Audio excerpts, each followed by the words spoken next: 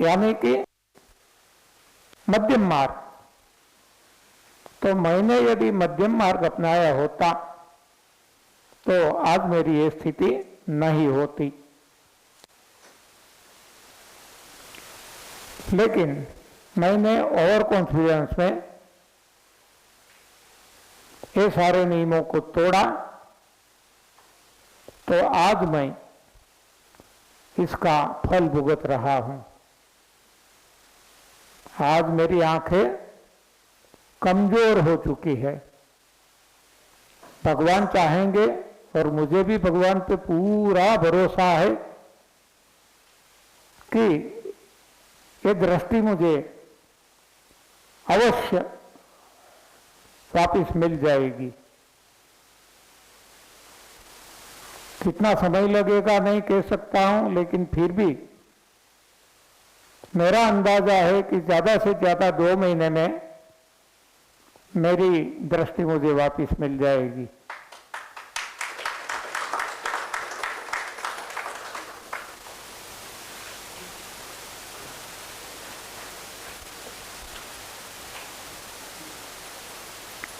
इसके लिए भी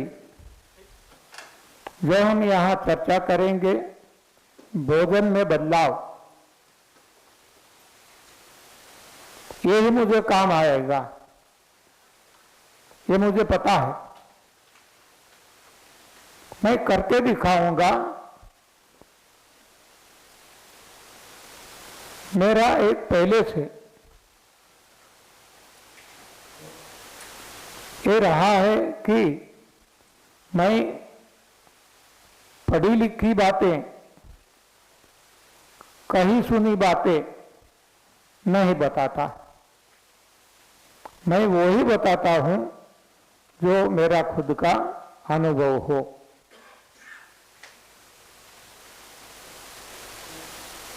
तो आपको डरने की जरूरत नहीं है, सचेत रहना है कि कहीं भी अतिरेक ना हो जाए।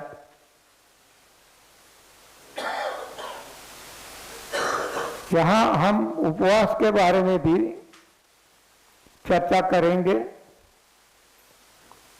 तो कई कई लोग इतने उत्साह में आ जाते हैं कि लंबे लंबे उपवास करने लगते हैं। बाद में छोड़ने में संयम नहीं रख सकते तो उनको नुकसान होता है, और ये नुकसान बाद में भरपाई नहीं होता। इसलिए हम कहते हैं कि जल्दी मत करो, मध्यम मार्ग अपनाओ। हर किसी का कक्षा एक सी नहीं होती।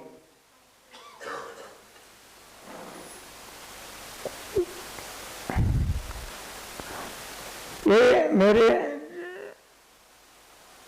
जो नोस्ट्रिल है, हाँ नाक, इसमें से बार बार लहू निकलता था। गुजराती में हम इसको कहते हैं नसकोरी फूटती थी, बार बार। बाद में जो देसी उपचार थे वो करते थे, पानी यहां लगाते थे। हाँ, कब्ज बहुत ही रहती थी, इतनी कब्ज कि कभी नेचुरल कोल आता ही नहीं था। 10 दिन निकल जाए, 12 दिन निकल जाए,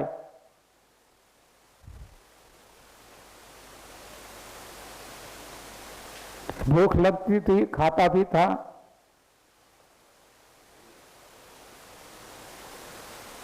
तो कहाँ जाता था कि सारे शरीर में कीड़े पड़ गए थे। हाँ, छोटे छोटे जू जैसे बालों में पड़ते हैं ना, ऐसे। तो ये सब कुछ खा जाते थे। हाँ, तो वेदना भी होती थी, दर्द भी होता था। मैं धूप में निकल नहीं सकता था। आज धूप में ही रहता हूं।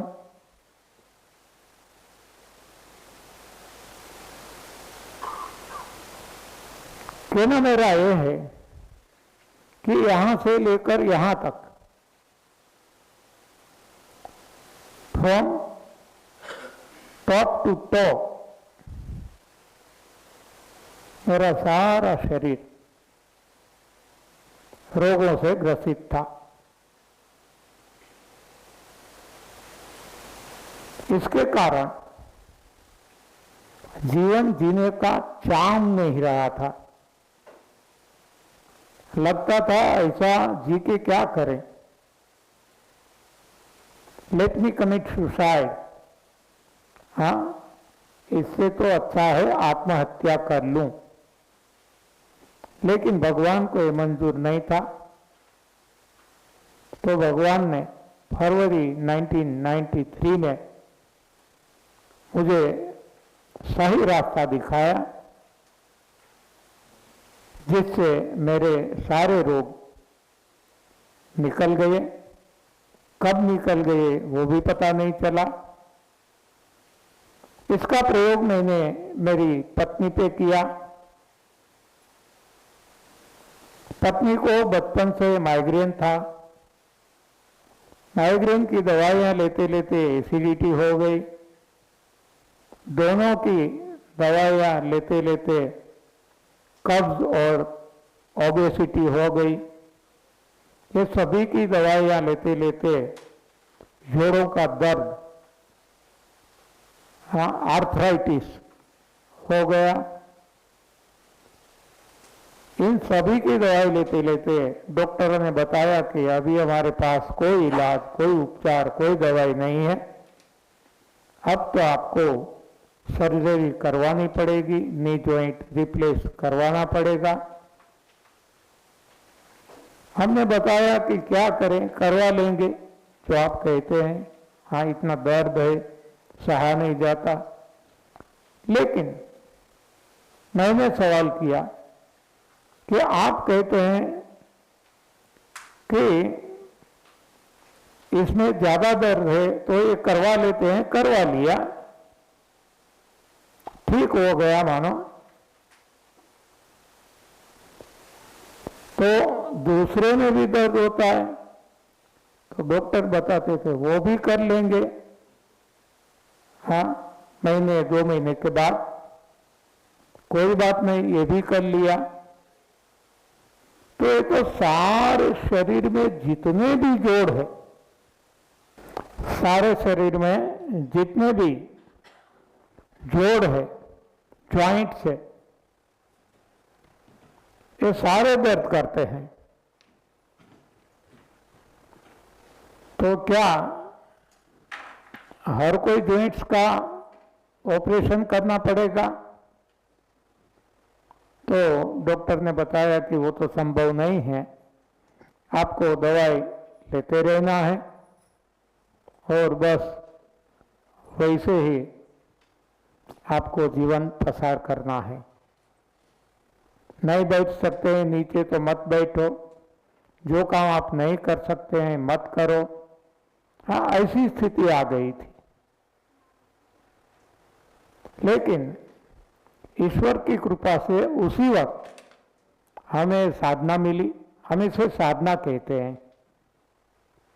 ये अपनाने से उनके सारे रोग कब चले गए उसको भी पता नहीं चला। तो हमारा आत्मविश्वास बढ़ गया। हमने सोचा ऐसा है तो फिर चलो हमारे परिवार में भी बहुत कुछ लोग ऐसे हैं जिसको कोई ना कोई समस्या है। सभी को हमने बताना शुरू किया। जिसने माना, जिसने खुद पे प्रयोग किया, सभी को परिणाम मिलने लगे। किसी का डायबिटीज गया, किसी का बीपी गया, किसी की एसिडिटी गई, कब्ज गई, किसी को संतान नहीं होते थे,